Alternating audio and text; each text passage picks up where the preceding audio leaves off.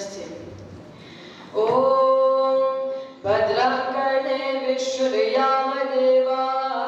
भद्रं पश्येमाक्षभिर्यजत्राः स्थिरैरङ्गैः सुष्ठुवागुंसस्तनूभिः व्यशेम देवैतैर्यदायुः स्वस्ति न इन्द्रो वृद्धश्रवाः स्वस्ति न पूषा विश्ववेदाः स्वस्ति नस्तार्क्ष्यो अरिष्टनेमिः स्वस्ति नो बृहस्पतिर्ददातु। ॐ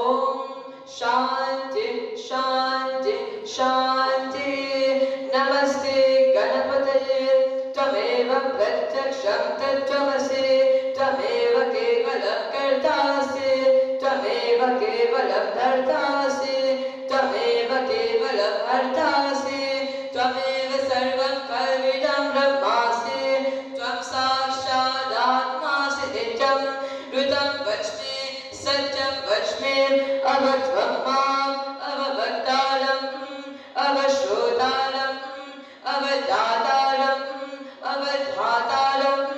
अवानुचारमवशिष्यम् अवपश्चातात् अवपुरस्तात् अवोत्तरातात् अवदक्षिणातात्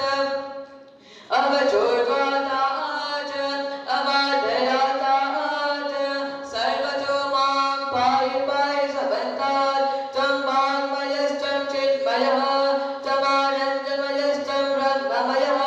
त्वं सच्चिदानन्दाद्वितीयोऽसि त्वं प्रत्यक्षं ब्रह्मासि त्वं ज्ञानमयो विज्ञानमयोऽसि सर्वं जगदिदं त्वत्तो जायते सर्वं जगदिदं त्वत्तस्तिष्ठति सर्वं जगदिदं त्वयि लयमेष्यति सर्वं जगदिदं त्वयि प्रत्येति त्वं भूमिनामोदरो निरो नभः त्वं तन्मारिमाहात्मदानि त्वं गुणत्रयातीतः त्वम् अवस्थात्रयातीतः त्वं देहत्रयातीतः त्वं कालत्रयातीतः त्वं मूलाधारस्थितोऽसि नित्यं त्वं शक्तित्रयात्मकः त्वां योगिनो ध्यायन्ति नित्यं त्वं ब्रह्मा त्वं विष्णुस्त्वं रुद्रस्त्वमिन्द्रस्त्वमग्निस्त्वं वायुस्त्वं सूर्यस्त्वं चन्द्रमास्त्वं ब्रह्मभूभुवस्वरो गणादिं पूर्वमुच्चार्य वर्णानि सदनन्तरम् अनुष्वादपरतरः हरणे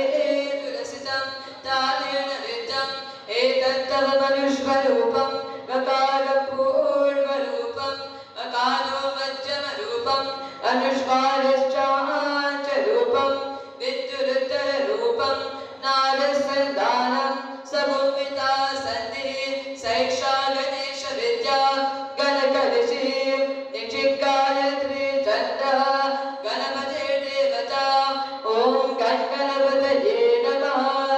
एकदन्ताय विद्महे वक्रतुण्डाय धीमहि तन्नो दन्तिः प्रचोदयात् एकदन्तं चतुर्हस्तं पाशवङ्कुशधारिणं रडं च वरदं हस्ते बिभ्राणं उषगणपतिं